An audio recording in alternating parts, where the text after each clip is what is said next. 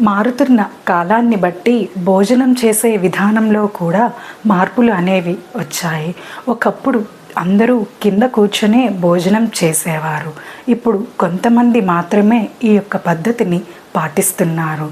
కింద కూర్చొని భోజనం చేయటం వల్ల ఆరోగ్యరీత్యా ఎన్నో ఫలితాలు అనేవి ఉన్నాయి.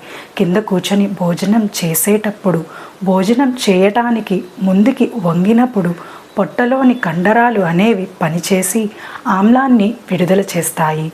ఈ యొక్క ఆమ్లం అనేది తిన్న ఆహారాన్ని జీర్ణం చేయటానికి సహాయపడుతుంది. అంతేకాకుండా రక్త ప్రసరణ సజావుగా జరిగి కొవ్వును కరిగిస్తుంది. గుండెపై ఒత్తిడిని తగ్గించి గుండె యొక్క ఆరోగ్యాన్ని మెరుగుపరుస్తుంది. కీళ్ళ నొప్పులు, కండరాల నొప్పులను తగ్గిస్తూ శరీరం అంతటా రక్త ప్రసరణ సజావుగా జరిగేలా చేస్తుంది. స్వస్తి.